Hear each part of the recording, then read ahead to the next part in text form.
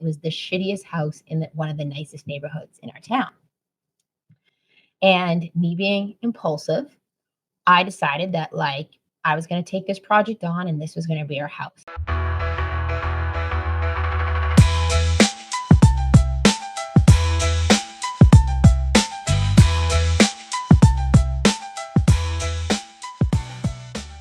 Welcome to the Moms Makin Dough podcast. I'm your host, Kendra Hewitt, and today's episode 25 is going to be about a very personal story of mine that I'm just getting to the point where I'm really comfortable talking about.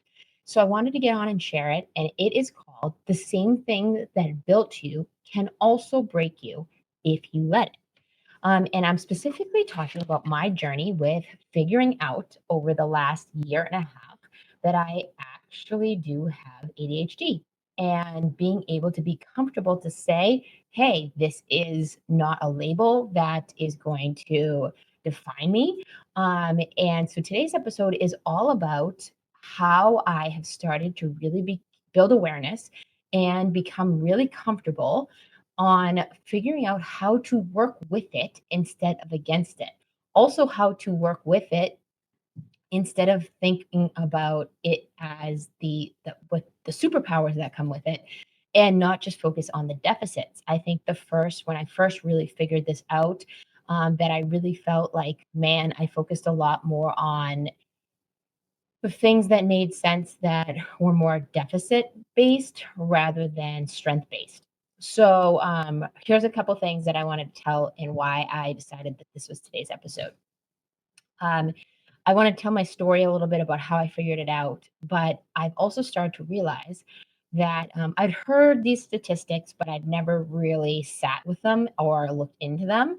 And statistics like that, man, it is very, very common that a lot of entrepreneurs have ADHD. And you think about it too, is that some of the traits that come with ADHD.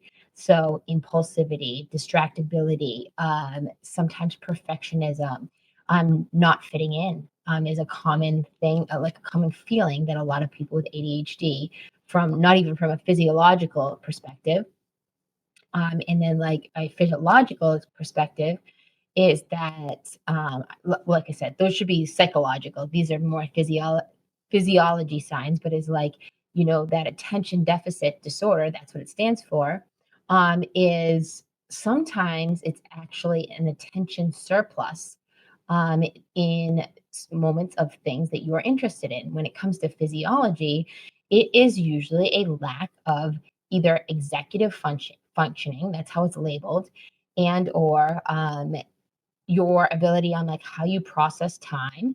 And this is so funny to say this out loud and even be talking about this. One of the best ways I heard it ever described is that sometimes ADHD people lack breaks. So when they get hyper fixated on something or hyper focused on something, they just don't know how to stop doing it. But then the flip side of that, the dark side of that, is sometimes they don't know how to get started on something, especially if it's something that they are not familiar with or they're not really interested in. That's going to give them, here's the physiology, that dopamine hit that gives them that feeling of a rush of excitement, of interest, of passion, of joy, of happiness.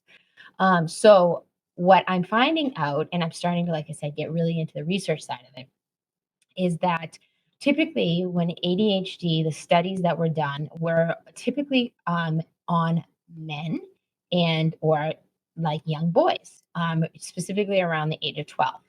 There's not a lot of female-based research, and that is starting to change, which is awesome. There is a lot more conversation about it.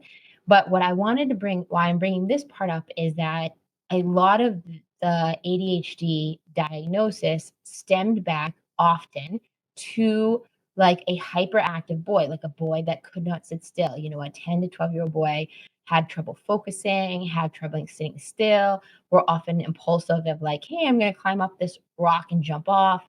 And so that's how the presentation was often put into context. And then what started to happen is that girls don't show the same symptoms, or females don't typically show the same symptoms.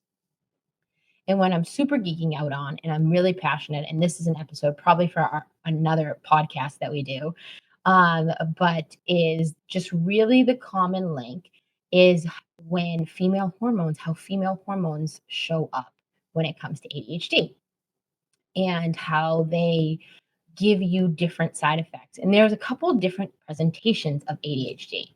You can have the inattentive ADHD, which is like the distractibility, like people will ask an inattentive person that's definitely has ADHD, like, are you listening? Are you paying attention? And usually the inattentive type, how it shows up is that they are often like on another planet when you're having a conversation with them. Like they are thinking about other things. And they appear to be very distracted. And hence the question of like, did you even listen to what I said? Are you listening to me? And then also in the inattentive type is things like, and man, I can so relate to this part of it, is like you're driving and you are thinking about something so different than your actual driving. And it's, let's say you're going to a place that you always go, it's even more on autopilot, right? So you're driving, you finally get to the exit and you blow right past the exit because you're thinking about something different.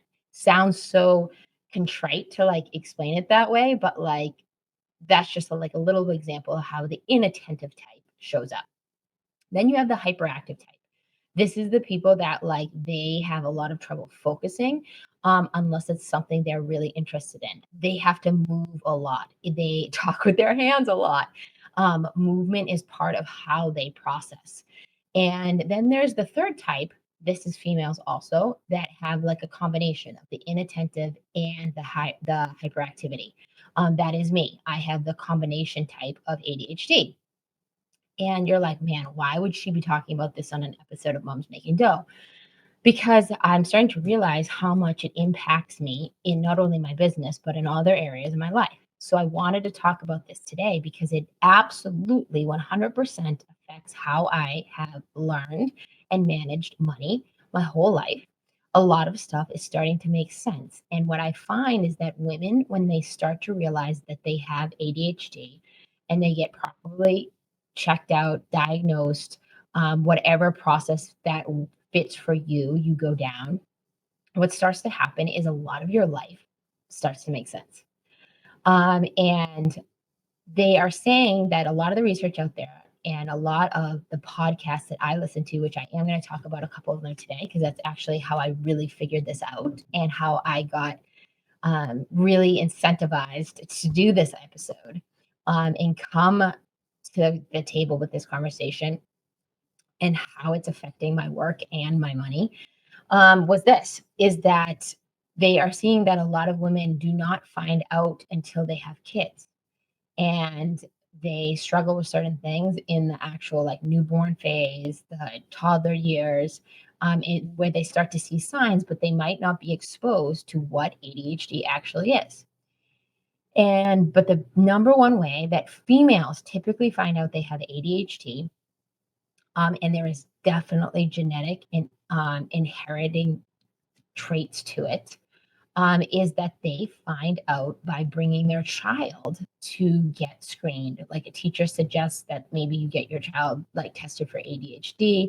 Maybe you go to a psychologist or a psychiatrist to do a neuropsych eval for your child because they're struggling in maybe not the same ways that you are, but they are struggling with focus, with distractibility, with hyperactivity themselves. And it's very common for you to hear stories of women that bring their kids to get checked. And then the doctor turns around to them and says, hey, so how long have you had ADHD or known you've had ADHD? And many women are like, I had no idea. But I was reading the questions on the DSM, a lot of the basis of how they determine, diagnose it. And I realized that I can answer yes to a lot of these things, which was similar to my experience. Except, I didn't bring my daughter's only 4, I didn't bring her to get checked for this. My experience was I had done a very big house flip, and this was in 2023, June of 2023, so it's actually 2 years ago to this month, that I'm recording this, and, I had heard an episode by two of my favorite podcasters. One I had not heard of before until this episode, but I follow this woman named Jenna Kutcher. If you are a female entrepreneur, she is a must on your podcast, you know, episode list of podcasts you should follow. She is probably one of my absolute most favorite podcasters, and she has so much valuable information on growing and expanding your business. She was a photographer who turned her photography skills into an online business where she does multiple. I think she's at 10-figure business now, working from home with a very small team, and she's just a dynamo in so many ways. So she interviewed this woman named Tracy Otsuka. Tracy Otsuka wrote a book, which I was not familiar with at the time, called Smart ADHD for Smart Ass Women. Also, another must listen to podcast if you are interested in any of this is resonating with you. So when she did this podcast, this was fast forward to, I would say it was January of last year. So it's just coming up on a year and a half. And they did an episode together, and where she talked about how Tracy had been on a previous episode. Jenna talked about how Tracy had on a previous episode. And when they got done recording the episode, Tracy said to Jenna, "So how long has it been since known you've had ADHD?" And Jenna had not known that. She talked about how, like, as Tracy was talking on her podcast, she started to line up a lot of the things that would give you a typical ADHD diagnosis with what Tracy was saying and how it was affecting her. So fast forward, I listened to this episode and I remember so clearly. I was walking my dog, which I do every day, at this reservoir that I walk around with him. And it's a place where I'm out in nature. I typically do not listen to podcasts when I'm out there. But for this reason, one day I remember it very specifically because it was a January day. It was very, very windy. And I decided I was going to put my headphones on underneath my hat. And I'm listening to this podcast and I'm like, holy shit, everything she's talking about is how I feel about myself, down to things like perfectionism, my procrastination, my ability, like my distractibility, my inability to start projects, but then my inability to sometimes stop doing them. A lot of like impulse things, like everything from impulse decisions to impulse buying I've done in the past. And I started to really realize, and Tracy starts to tell the story about how most females are diagnosed after pregnancy. And think about it when or after having kids, maybe not right after pregnancy. And this is where my knowledge of like hormones and how your hormones affect your brain and my passion for that starts to kind of connect the dots. And I started to think about me as a mother. And here on Moms Making Dough, if you are listening to this, not only are you a business owner or a working mom, you have children that rely on you. And I start getting, this is where I'm getting really vulnerable. I start kind of looking not at my business, but at my motherhood journey and how I'm walking around this reservoir. And this is the part that's like kind of really gonna maybe connect the dots for you too is I'm walking around the reservoir of this house flip that I just completed, 6 months prior. Now this was not a small house flip. This was a flip that I had done. I had bought this house, or we had bought this house, my husband and I, with the plans that we were going to move into this house. It was an area of where we lived that we really liked, and it was going to be a step-up house, a much bigger house than we were in. Um, I was going to rehab it and make it the design I wanted, and it had an opportunity because it was the shittiest house in one of the nicest neighborhoods in our town. And me being impulsive, I decided that like I was going to take this project on and this was going to be our house. And I'll never forget this, but the day I closed on that house, I drove to the reservoir after we had closed. And like I said, it overlooked this reservoir. And I put the key in the door and I got this intense, I mean, intense feeling that this was not the house that my family was supposed to live in. And I got in my car, went in the house, like did like kind of like a walk around. I had just switched all the utilities in my name on my way there. And I got in the car by myself And I just sat there and I cried because I knew that I had made a decision that I had thought through and checked a lot of the boxes of what I wanted for my family's home, but it did not check of a lot of the boxes of like intuitively what I was feeling was the next step for me. But now I'm closed on this property, so I have a choice. Now, here's the unique part where I start to see some of the ADHD kick in. I take this on as a challenge because in my past, I had been in real estate investing. I had wholesaled a couple houses. I had sold quite a few houses. I had lived in quite a few houses myself. And I had also flipped quite a few houses. But that was 15, 20 years ago.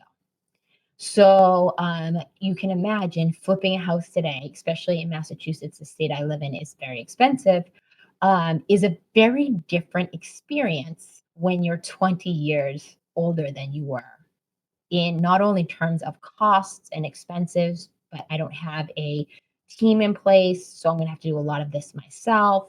The design elements that I have on a house like this, because it's in such a nice neighborhood, have to be much more elevated than your simple, like, nice kitchen. A nice kitchen in $1 million plus house is very different than a kitchen in a $500,000 house, right?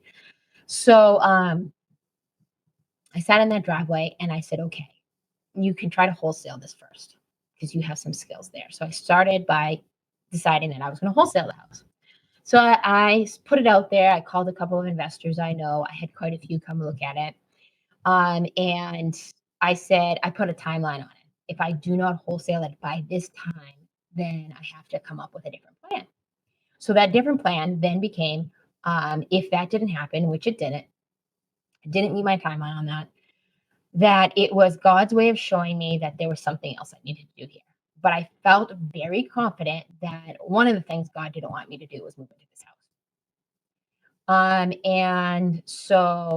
And this was before I realized that I had a neighbor that I definitely did not want to be near, which would never have been a factor until I started work on this house. I would have never known it was a factor nor considered it in the past. And so one of the things that I did here was I decided I was going to flip it, and which means I had to rework my budget because there were definitely going to be some things that I was going to have to do higher end for what I wanted to get out of it. And then there was going to be some things that I was going to have to cut to make my profit bigger. So to put into context, this is a 4,000 square foot house. And it needed when I did my original estimates, to bring it up to the level where I would make a good profit from it, I would need to probably put $300,000 into it. Now, again, remember I said I haven't flipped a house in a long time. So typically, if I was planning on flipping it when I purchased it, I would have set up some financing that would have also had what we call a rehab budget or rehab loan involved in it. And I decide that I have to get comfortable with the fact that this $300,000 is probably going to come out of my own pocket because I'm not going to go get a loan for the flip and all that kind of stuff at this stage of the game. So decide we're going to flip it. And that means that I'm going to do all of the work and manage this project. And from here, I did that. It just cut this story short because it is important, some of these upfront details. But so we end up going to flip it, and I did very successfully flip it. And when I did that, I remember the day after, it was just like I was just flat. Like I was so hyper focused on this flip that I could not even celebrate it. It was not a celebration for me, it was more relief because not only did I pay back all the money that I borrowed, but I also was, like borrowed basically from our own pockets and leveraged. um, I really just wasn't into celebrating it, and which I come to find out is very ADHD of me. So I remember starting to work with a therapist at this point after that because I was just very flat emotionally in my life. Even though I had done this big project, it had taken so much energy, time, and money that I am very fortunate that my husband gave me space from our businesses to be able to really do this project because it became my sole focus until it was done. Because I knew the only way I was going to get this done as a one woman show was if I did so. And with that said, I started to really realize that there were some things that were coming up for me and how I worked that lined up with ADHD. So I'm walking at the reservoir, like I said, looking at this house that I've just flipped and sold about 6 months later, almost 6 months to the day. And it took me that much time of just like kind of getting settled and processing what went on there and what it meant to me to start to realize that this could be a factor for me. Like I said, this ADHD. So hence this episode's on. And she is talking about how some of it, how it shows up in your work life and not even your personal life, just your work life. And then so I'm thinking about all of the boxes that line up for me that I could check when it comes to work. Like I said, some of the procrastination, liking to work under pressure, the perfectionism, the different ways like how I process time. Which one thing I've learned now is like in ADHD, time is you have either not now or now. There's no really in between. You have what's called time blindness, which is very common. And you start to have blinders of like when you are very focused on a project, right? It's like even when I'm recording this podcast, I lose all sense of time. I have to look at the timer often to make sure I get to it because once I get in flow, it is very hard for me to put on the brakes of the flow, even in telling a story, which some of you might be really challenged by. So, with that said, I apologize for that. This episode really made me say, hey, I'm going to really start to look in like what it would look like to figure out if this is really what I have and what I would do about it. Now, I am a person that has chosen not to medicate for it. I have chosen to, I do therapy. I have just started working with an ADHD specific coach that's helping me develop what we call workarounds on how some of the ADHD shows up for me. But one of the biggest things was starting to learn, like I said, the connection between the hormones and the ADHD.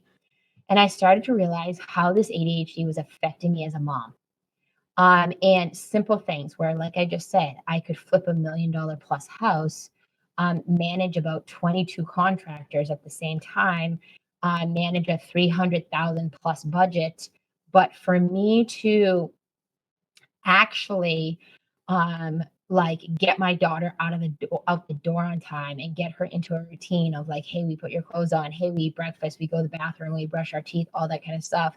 All of this stuff was a daily struggle for me where I really just was like, holy shit, why is things that are so easy for others so challenging for me? And things that others would never do, like flip $1 million house on a whim, um why are they paying so hard? Or and why are the everyday tasks hard and why are big things so easy when I'm really stimulated by them and hyper focused on them? And I specifically think about when it comes to motherhood, there was two things that really, really challenged me. Like I said, my baby was at this time, she's 2.5. And I breastfeeding the first year of her life was really, really challenging for me. But I was really committed to it. And then the second thing that was really, really challenging for me was potty training. So I was just in that potty training phase. And so this was like very highlighted for me because I really struggled to stay on a routine of like, okay, Lily, you need to go try the bathroom now.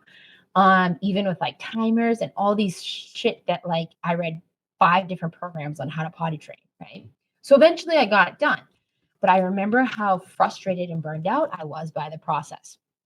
And those are two things that are very natural that come with motherhood. You don't work around them. You need to feed your kid and you need to teach him how to go to the bathroom. So the reason I'm sharing this is that I'm at the place now where a couple of years later, Jenna just did an episode last 2 weeks ago. And she talked about how her ADHD has affected her business. And it is one of her most listened to episodes she was sharing. And I personally don't know her. I feel like I do because she's so authentic in her delivery.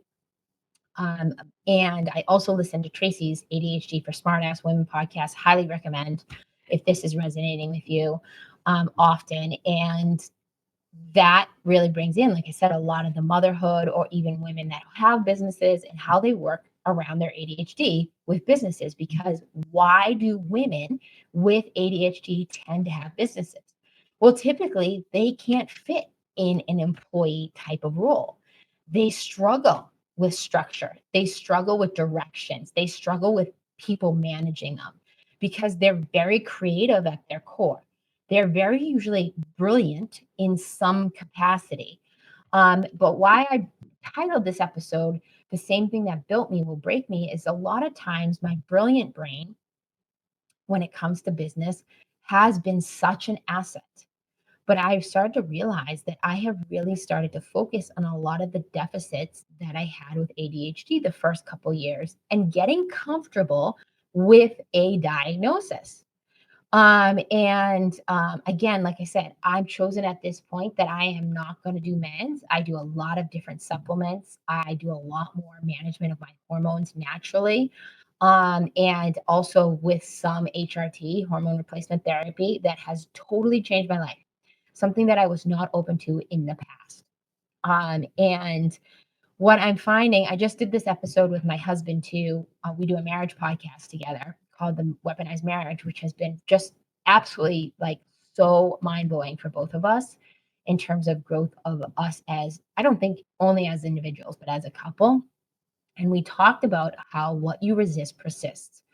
And the reason I chose to do today's episode on this is that I might have a lot of women listeners that have no correlation to this, um, that have no interest in ADHD. But here's what I do know. If you are an entrepreneur, chances are, if you don't have full blown ADHD like I do, you possibly have ADHD type tendencies that you bring into your entrepreneurial life and also your finances. So, my challenge and my hope of sharing my personal story with my experience with this is to not only start to get more women to look at this as a factor in their lives, hopefully to get more research done on it so you don't have to wait till, like, the average person, average female right now is diagnosed for ADHD between 35 and 45. I'm 44, so I just figured this out 2 years ago, so 42 ish. And um, every day lately, I have been seeing things in myself, and I'm like, holy shit, that makes a lot of sense. Like, I wish I knew that before, because I would have had a lot more self confidence, self worth if I understood how I actually worked. That I didn't need to try harder, I needed to try differently.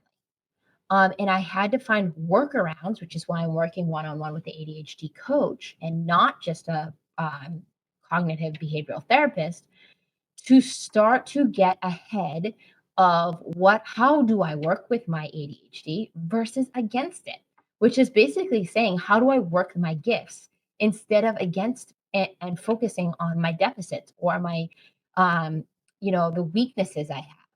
And I think that's something that's really huge when we talk about women entrepreneurs is that so often we get caught in this loop of focusing on knowing our gifts, but focusing on the things that we need to get better at or the things that we are not enough at. And I've started to realize that the best way that you can evolve as a human and as a business owner and as a working mom and as a mom in general is to work on the things that you need to do to evolve. And there's three parts to that.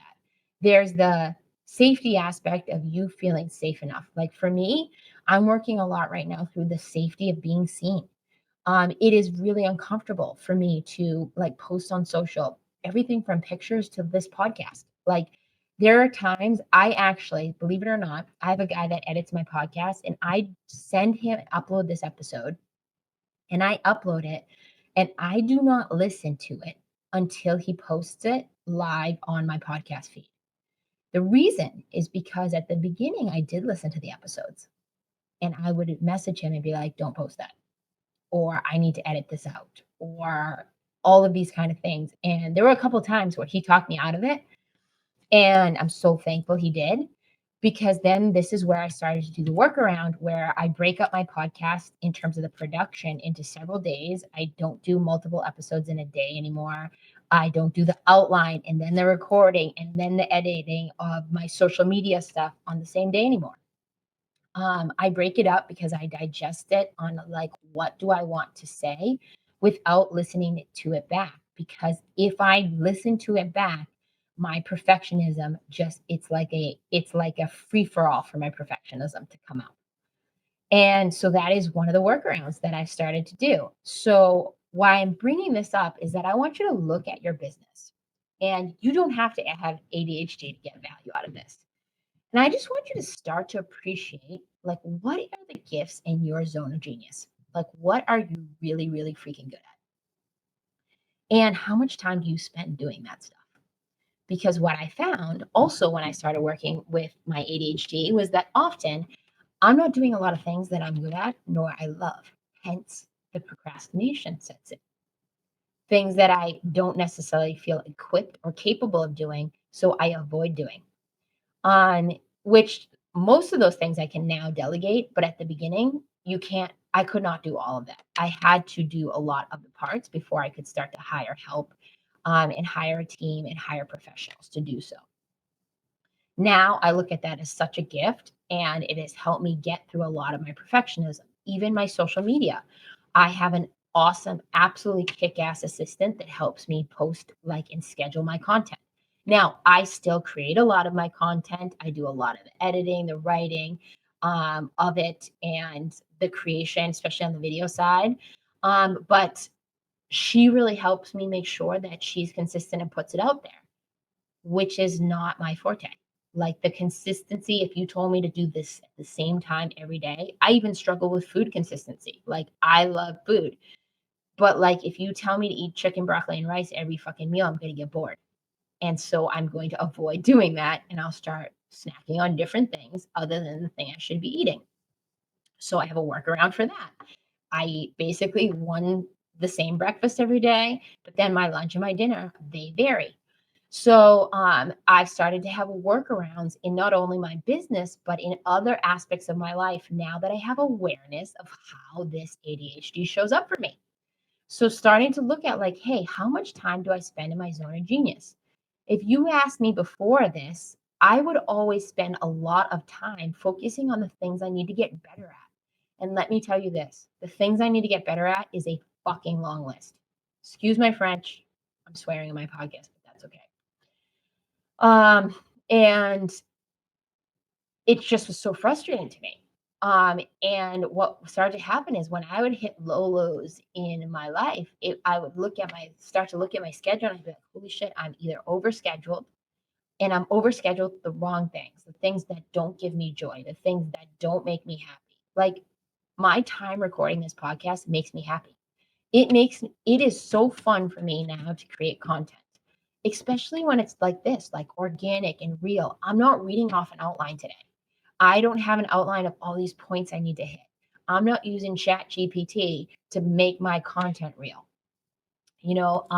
I love Chat GPT. Don't get me wrong. It is freaking change. It will change your life. But that is not authentic me. That can help me be that, put together an outline, but it's not going to be the real message that's going to come from my soul and my purpose. So, really starting to look at like, hey, what is my zone of genius? What is my purpose? How much time do I spend doing things that make me feel happy just because I can? And then the second part of this is really looking at like instead of focusing on those weaknesses, like who can you start to delegate those things to? Or perhaps there are things that you are doing, like you that are time sucks for you that you just don't need to be doing. And I'll give you a good example of one, like auto payments. Like I've always been very good with my money because I'm hyper focused on it. But there are times when if I don't have, I just went through this last on another podcast, is like where I had intracycle, like meaning multiple, like once a week payments on my American Express for my business, but I didn't have that intracycle payment set up for my personal credit cards. I would just like tally up exactly what I spent that week, and then I would make a payment on it. And it was very becoming haphazard and random.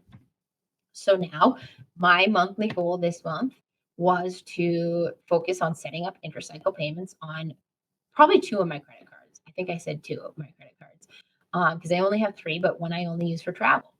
So just really starting to think about this type of thing is like giving yourself grace in areas that are harder for you instead of hyper focusing on the things that you need to get better at and the things you need to practice. And while that's all important and the discipline's important, it is not the end all be all. And here's what I think you'll find, just like I did.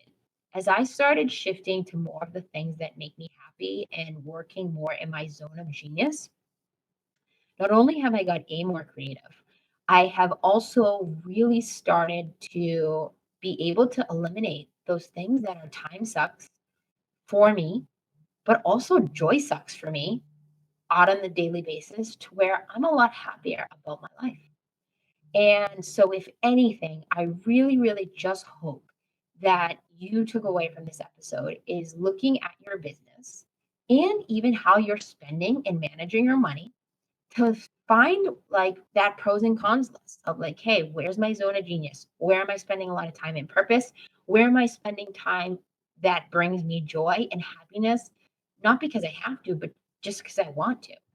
And then the flip side being, where am I, still fixated and caught up in my weaknesses, things that are not my strengths, or things I need to get better at, and things that I need to be more confident in. Because I'm not saying you shouldn't pay attention to those things, but what I'm saying is that can you come up with workarounds? Could you delegate to someone else? Could you hire someone else?